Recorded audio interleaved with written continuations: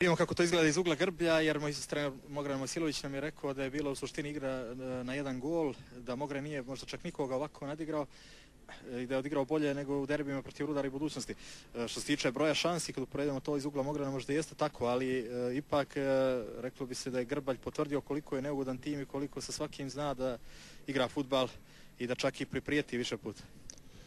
Pa pošto se spomenuo njihovog trenera i njegov komentar, moram ja da dam svoj komentar. Ako ekipa koja vodi ligu i 7 pobjeda ima za redom, ako su zadovoljni s ovom igrom, onda stvarno im čestitam.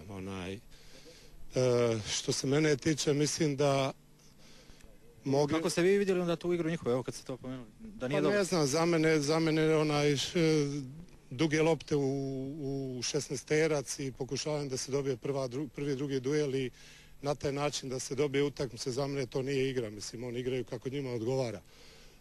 Mislim da sve u svemu imali su malo više loptu, igrali su dugim loptama, jaki su u skoku i pravili su na probleme, par situacija, pogodili su jednu prečku, jednu stativu, a mislim igra kao igra da smo mi upravo odigrali onako kako smo željeli i htjeli i da smo došli do ovog boda na kraju kraja, mislim, potpuno zasluženo. Imali smo i naše neke šanse do kojih smo došli iz situacija gdje smo proigrali protivnika, a ne nekim dugim loptama i šta znam. Ali mislim, glupo je polemisati o tim stvarima. Mislim, sve u svemu da je Mogren dobra ekipa, imaju samopouzdanje i pokušavali su svoju prednost u vazduhu da iskoriste, međutim nisu uspjeli. Mislim da nismo uopšte nezasluženo uzeli ovaj bod. Znali smo šta smo htjeli i došli smo do njega.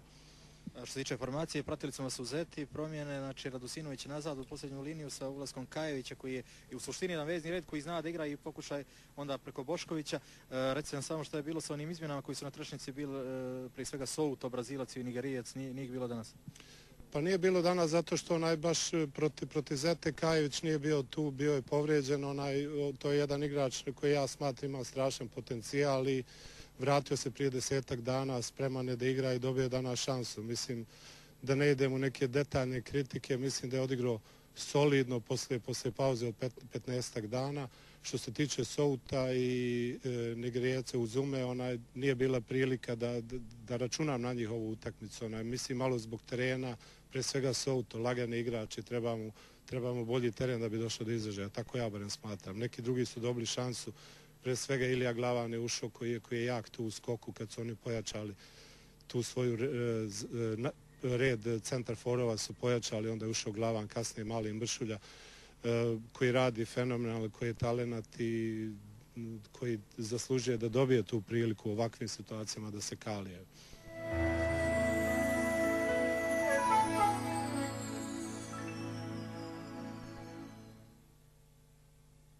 Jedinstveno u Crnoj Gori, virtualni fudbal. Nemoj čekati svoj omiljeni meč. Kladi se svakoga dana, svakoga sata. Trajanje utakmice 3 minuta, 6 utakmica istovremeno. Novo kolo svakih 5 minuta. Kombinacije sa ostalom ponudom. Samo u Meridijanu. Virtualni fudbal. Meridijan, moja kladionica.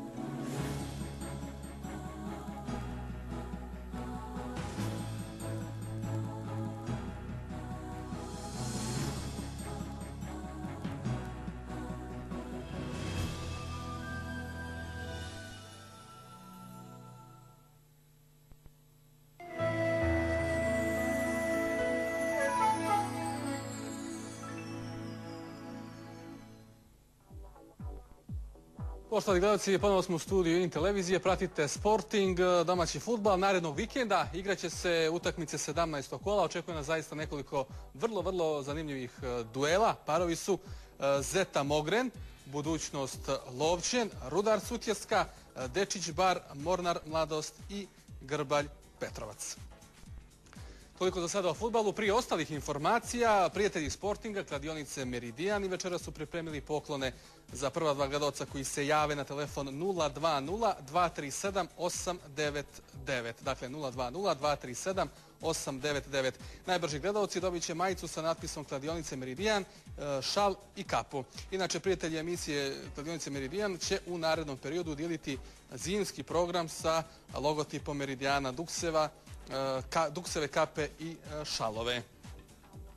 Sada ostale aktuelnosti. Vaterpolisti Budo i Jadrana odigrali su neriješeno 9-9 u petom kolu u jednoj derbiju Jadranske lige po četvrtinama 0-2, 1-0, 4-4 i 4-3. Dvostruki strelci za Budu bili su Petković, Vukčević, Trbojević i Danilović, dok je jedan gol postigao Tičić. Po 2 gola za Jadran postigli su Nikola Janović, Gojković i Trepulja, a po jedan Đorđe i Petar Filipović i Kovačić. U hrvatskom derbiju Mladost je u Zagrebu pobjedila Dubrovački Jug 13-8. Vaterpolisti Katara savladali su slovenački Koper 6-4, dok su u ovom kolu slobodni bili vaterpolisti Primorca. Košarkaši budućnosti u Ljubljani igraju protiv Olimpije u 9. kolu NLB lige. Utakmica je počela u 20 sati. Sredinom posljednje četvrtine Olimpija je vodila 51-41. Rukometaši Rudara plasirali su se u osminu finala Challenge kupa. Rudar je u Pljevljima u revanšu trećeg kola savladao Budvansku rivijeru 26-19 i sa 2 pobjede izborio nastavak takmičenja. Pljevajski tim je i u prvom meču Buvdi pobjedio 34-24. Rukometaši Lovćani i portugalskog Čika odigraće večeras u Gimaraješu u revanš trećeg kola kupa pobjednika kupova. Portugalski tim sinoć je pobjedio u prvom meču 34-32. Večerašnji susret počeće u 22 sati i 30 minuta. Dogovorom klubova portugalski tim domaćin je u oba meča.